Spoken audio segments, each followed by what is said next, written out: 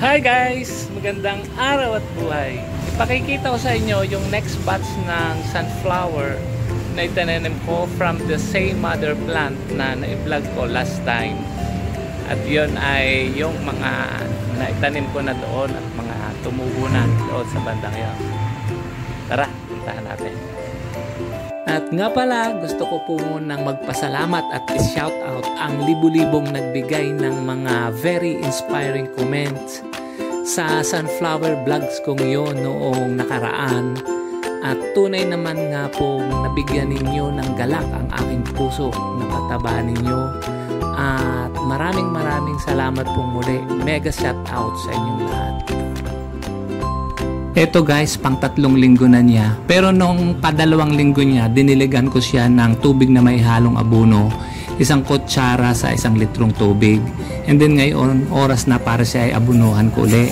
Ang gagawin ko, dudukal-dukalan ko muna siya. Ang tawag natin dyan ay ginagahukan. So yan, yung palibot, dudukal-dukalan lang natin.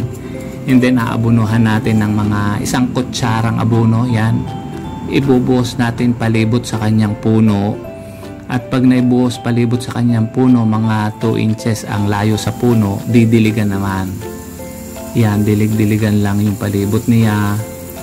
And then pagka yan ay nadiligan na, yan o, mahaba-haba ng kanyang puno. Then dudukalan ko uli, papalibutan uli natin ng madukal para lumuwag yung kanyang puno. Eto guys, after 2 weeks na ito from the time na inabunuhan natin, makikita nyo ang taba na niya, matangkad na rin siya, about 2 feet na ang naitaas uli niya at ang lusog na. And then ginagahok-gahokan ko uli siya after mabasa yung kanyang puno. Habang ginagahok-gahokan, didiligan uli natin siya para maging even na yung pagkabasa ng lupa sa kanyang puno. Ito guys, makikita natin mayroong mga dahon na may kainan ng kulisap. Ito ay mga unnecessary leaves na, so kailangan tanggalin na lang siya. Tinatanggal ko na lang yan ganyan para sa halip na yung mga nutrients na pupunta dyan, doon na lang pupunta sa parteng itaas.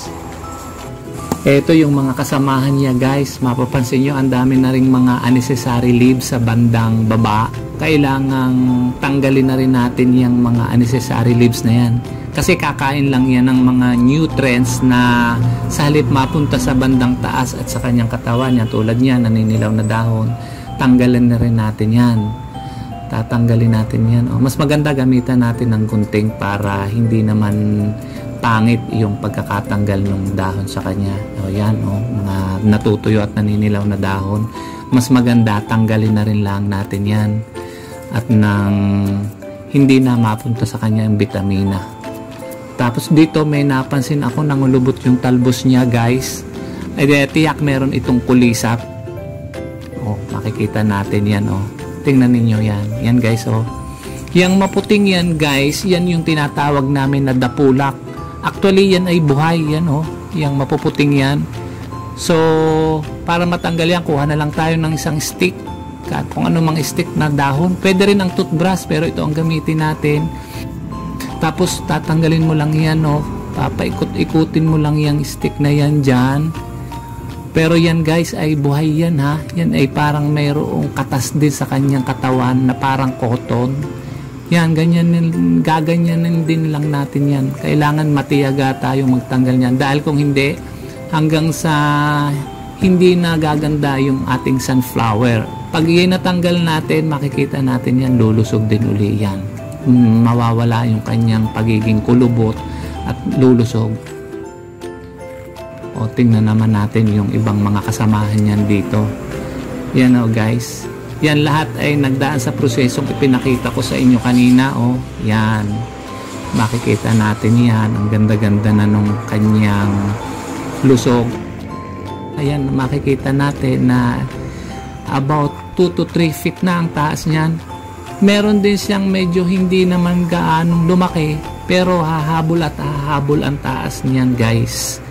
Makikita natin sa mga dadating na araw, tatangkad yan. Yan Ang interval niya guys nasa 1 to 1.5 feet ang layo sa bawat isa. Yan, tinanggalan na natin sila ng mga unnecessary leaves. So tiyak lulusog iyan at gaganda. After mga 1 week makikita uli natin ang pagbabago nito. At yan yung ating aabang-abangan palagi.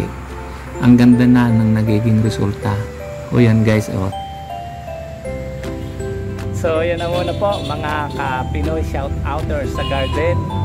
Aabangan natin kung anong magiging resulta nitong mga bagong sunflower na to.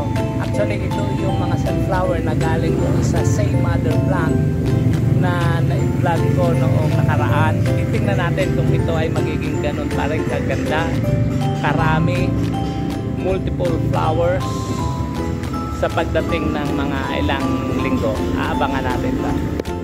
Okay guys, maraming salamat. Lagi nating isipin na masarap mabuhay kung may kaalaman, lalo na kung inspired ka. God first.